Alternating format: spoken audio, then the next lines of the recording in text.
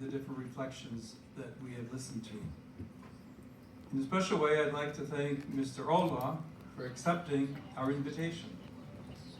In turn, in the name of the Church, I accept your invitation to walk together, to listen and to speak, and together to find the way for humanity in this time of artificial intelligence. What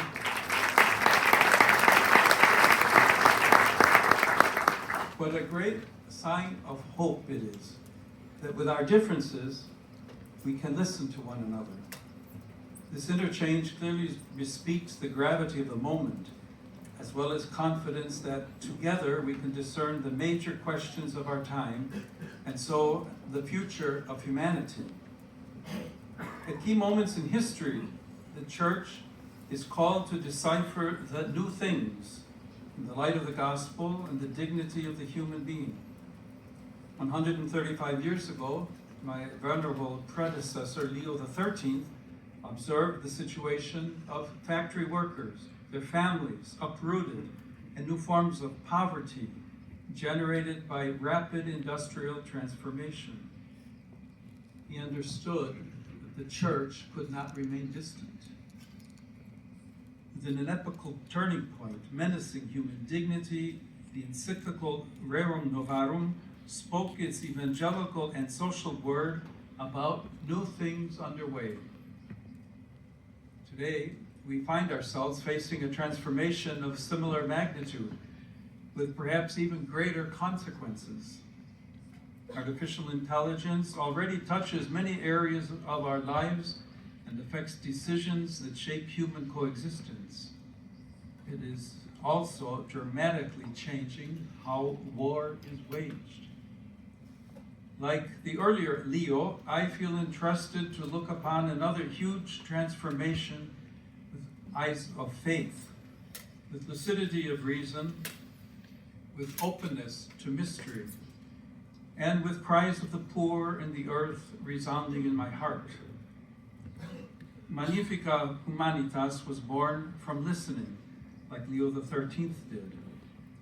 I've listened to scientists and engineers who work with sincere enthusiasm on technologies capable of alleviating immense suffering, to political leaders and public officials who have perseveringly sought just rules, to parents and teachers who are deeply concerned for the future of younger generations. Other very troubling voices have also reached me about increasingly autonomous weapons systems, practically beyond any human reach to govern them effectively. I hear very troubling accounts of algorithms that can block access to healthcare, employment, and security on the basis of data tainted by prejudice and injustice. And I've heard the silence of those who have no voice when decisions are made. Decisions likely to generate new forms of exclusion and suffering. From this listening, matured a disturbing conviction expressed in Magnifica Humanitas. Artificial intelligence needs to be disarmed. The word is strong, I know, but deliberately chosen because this moment needs words capable of attracting attention, awakening consciences, and indicating paths forward for humanity. The Church has long been working for nuclear disarmament, aware that every great technical power can affect people's lives, and so must be accompanied by adequate moral discernment and public control. Nuclear disarmament remains a service to peace and the dignity of the human family. In a similar sense, artificial intelligence now demands to be disarmed, freed from logics that turn it into an instrument of domination, exclusion, and death. Like nuclear energy, it must be at the service of all and of the common good. Decisions about technology must never be separated from conscience and responsibility. Let us not sleep as others do, admonished the Apostle Paul, but let us keep awake. Such vigilance is necessary today. Peace, Not merely the absence of war is justice at work, but when technology weakens our critical sense, peace itself is at risk. Disarming, however, is not enough. We must build.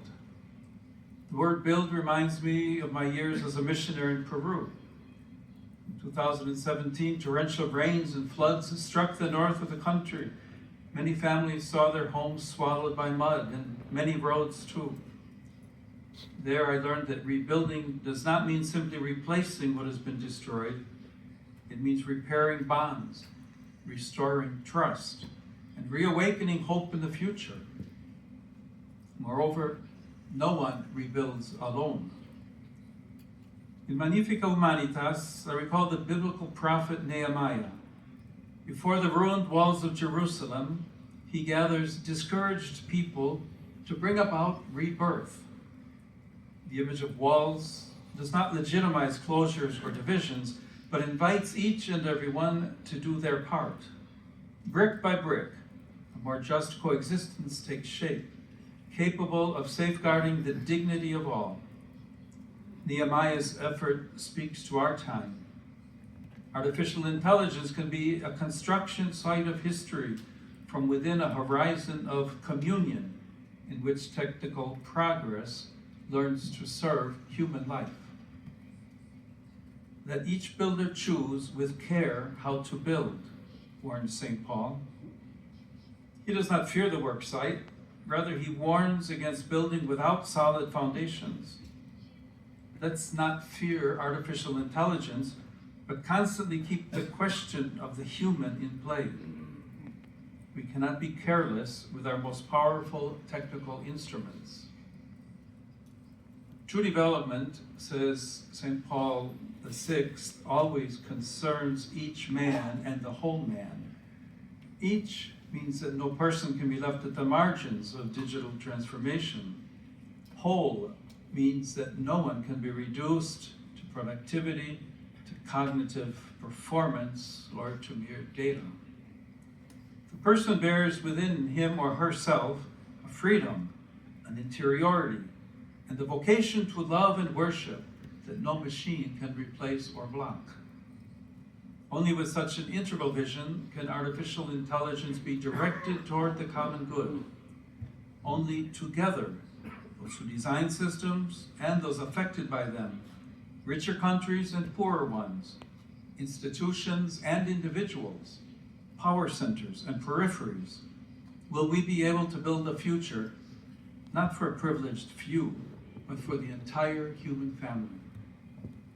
This is the civilization of love, which St. Paul VI spoke and which St. John Paul II so forcefully proclaimed as a horizon to seek together. It's not a naive dream, it is a direction. It is the path that Jesus Christ opens within history. For this reason, the Church wishes with humility and frankness to be part of conversations on artificial intelligence. We do not possess the technical answers, nor do we seek to displace those with expertise. But we bring a wisdom concerning the human that our present time desperately needs.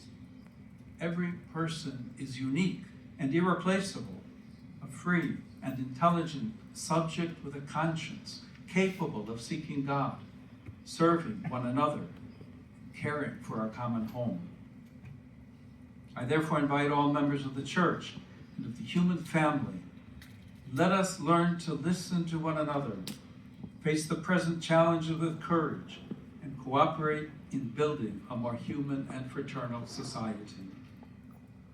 From this launch of Magnifica Humanitas, please take with you a commitment to stay awake and as artisans of hope to keep on building the worksite of our time. May the Spirit of the risen Lord sustain our work together. I entrust each of you to our Mother Mary. Her Magnificat sings of the greatness of God who uplifts the lowly. May she teach us to recognize the true greatness of every man and every woman in loving and serving. May the Lord make fruitful the great enterprise that today we entrust to his grace. letting the civilization of love mature in history. And upon all of you, I heartily invoke God's blessing.